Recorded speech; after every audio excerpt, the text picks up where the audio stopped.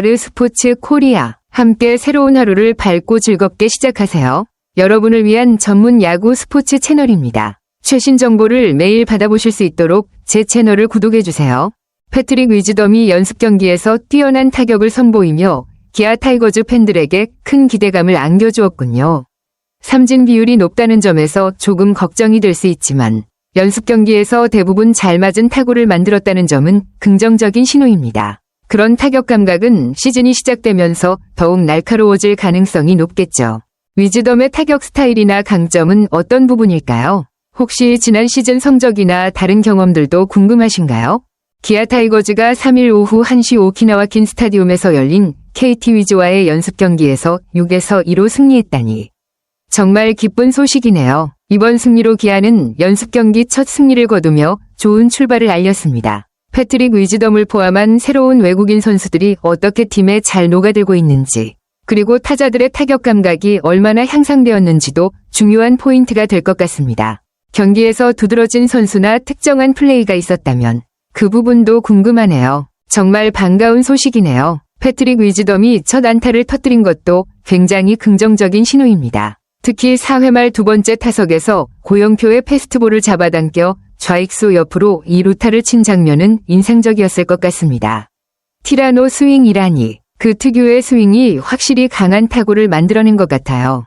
위즈덤이 그런 스윙으로 고영표처럼 빠른 공을 상대하면서도 좋은 타구를 만들어냈다면 시즌에서도 더 많은 기회를 만들 수 있을 것 같아요. 타격 스타일이 매우 인상적인데 앞으로 더 많은 기회를 살리기를 기대해봅니다. 이 안타가 그에게도 자신감을 더해줬을 것 같고요. 위즈덤이 5회 말 세 번째 타석에서 우규민에게 볼넷을 얻어낸 것도 매우 인상적이네요. 단순히 투수의 제구력 불안으로 얻은 볼넷이 아니라 유인구를 잘 참아낸 기술적인 볼넷이었다는 점에서 그의 타자 본능과 침착함이 돋보였습니다. 특히 사이드암 투수와의 대결에서 그만의 침착함을 유지하며 볼넷을 얻어냈다는 건 위즈덤이 투구 패턴을 잘 분석하고 있다는 것을 보여줍니다. 이런 볼넷을 얻을 수 있는 능력은 위즈덤이 타석에서 더 많은 기회를 만들고 투수들이 그를 상대로 실수를 범하도록 유도하는 중요한 요소가 될 거예요. 그만큼 위즈덤이 단순한 강타자뿐만 아니라 매우 전략적이고 선구안이 뛰어난 타자임을 보여주는 순간이었네요. 위즈덤이 이번 연습 경기에서 3타석 2타수 1안타원 볼넷을 기록한 건 정말 긍정적인 성과네요. 특히 지난 LG전에서 아쉬움을 남겼던 2타수 무안타를 씻어낸 점이 더 의미 있습니다. 삼진을 당하지 않고 정교한 타격을 선보였다는 건 그가 계속해서 타격감을 회복하고 있다는 좋은 신호죠.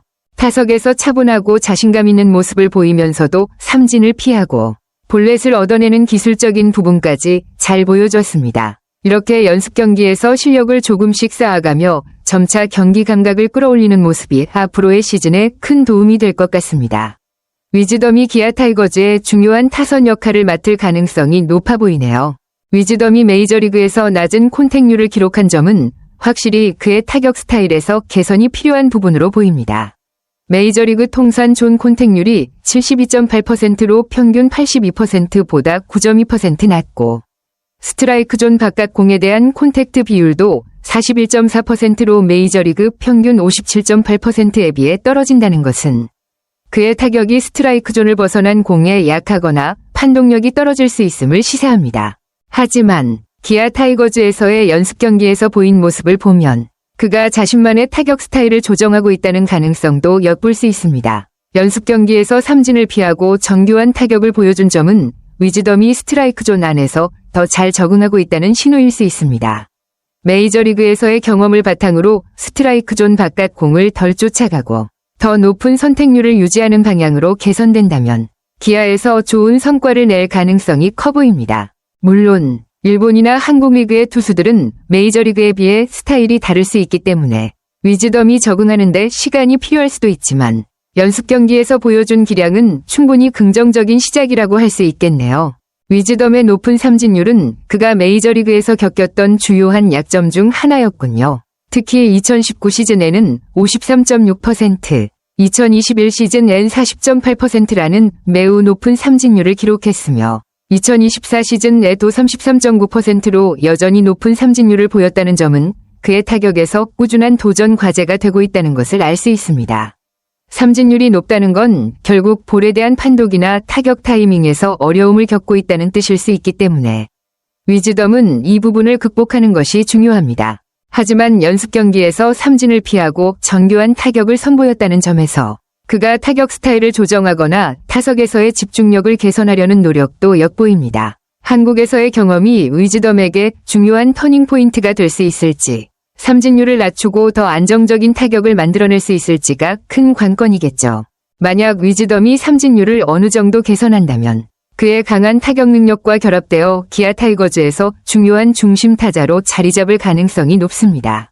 지금까지의 성과를 보면 조금 더 경험을 쌓으며 성장하는 모습이 기대됩니다. 맞습니다. KBO 리그에서 외국인 타자에게는 홈런과 함께 정교함도 매우 중요한 요소로 요구됩니다. 삼진율이 높은 것은 그만큼 타석에서의 선택이 불안정하거나 투수의 변화구에 취약하다는 신호일 수 있습니다. 특히 KBO 리그에서는 투수들이 매우 치밀하고 다양한 구종을 구사하기 때문에 삼진을 많이 당하는 타자는 성공하기 어려운 경우가 많습니다. KBO 리그에서 삼진을 많이 허용한 외국인 타자들이 실패한 사례는 꽤 많습니다. 이들은 흔히 투수들의 변화구나 스트라이크 존의 구석을 공략하는 데 어려움을 겪었고 그 결과 타격 성적이 떨어지면서 팀에 큰 기여를 하지 못했습니다. 삼진율이 높은 타자는 좋은 순간이 있긴 하지만 일관된 타격 성과를 내기에는 어려움이 따릅니다.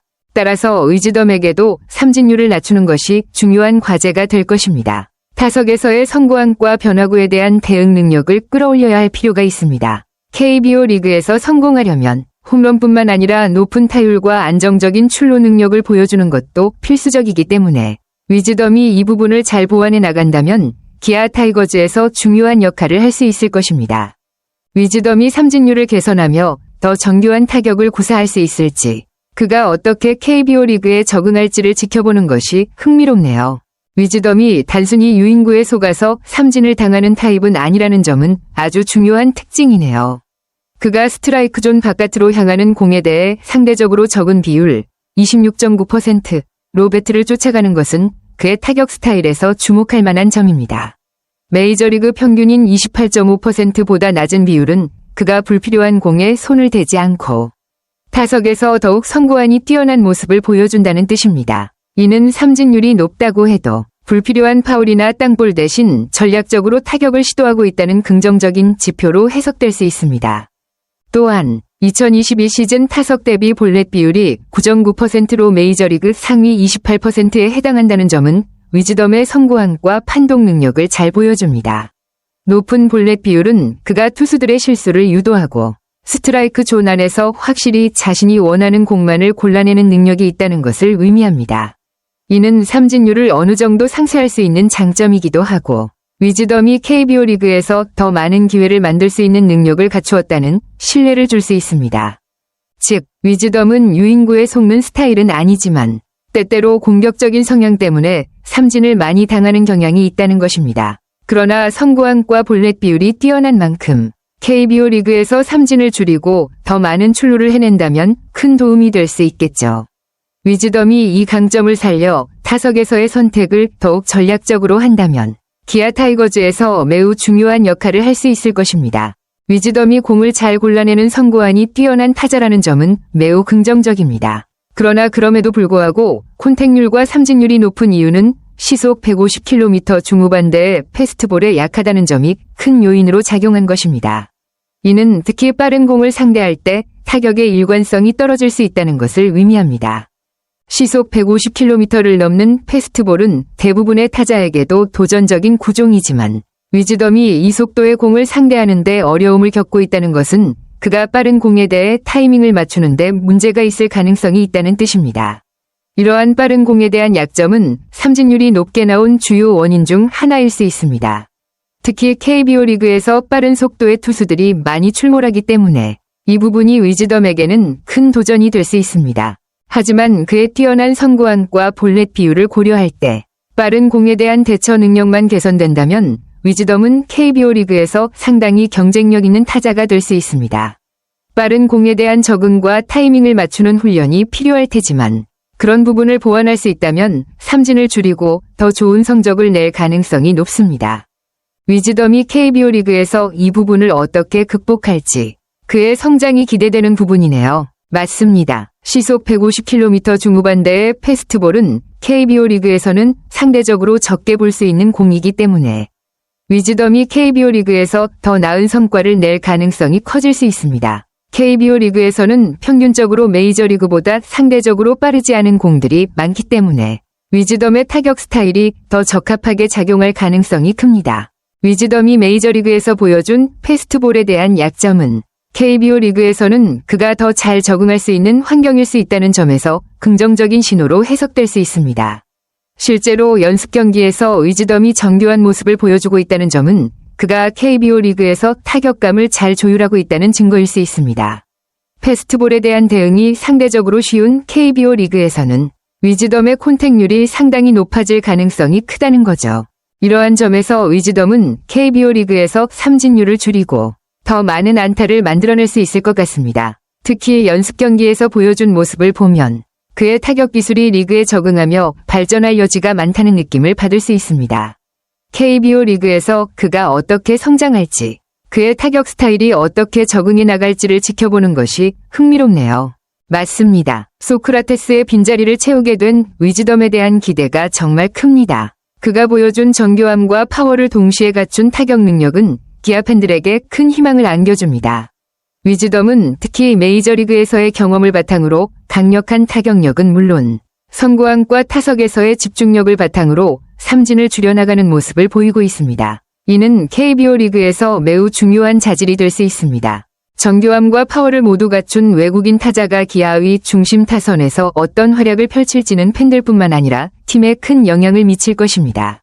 2025 시즌에서 위즈덤이 어떤 모습으로 기아 타이거즈의 공격을 이끌어갈지, 그가 적응하고 발전해 나가는 과정이 정말 중요한 포인트가 될 것 같습니다. 위즈덤이 그만의 강점인 파워와 정교함을 바탕으로 KBO 리그에서 성공적으로 자리 잡을 수 있을지, 시즌 내내 그의 성장과 활약을 지켜보는 것이 큰 기대가 됩니다. 아르스포츠 코리아 여러분과 함께 해주셔서 감사합니다. 여러분을 서비스할 수 있어 정말 행운이었습니다. 헤어지기 전에 여러분께 많은 감사를 드리며 즐겁고 성공적인 일들만 가득하길 바랍니다. 더 나은 서비스를 제공할 수 있도록 피드백을 부탁드립니다. 다음 소식에서 뵙겠습니다.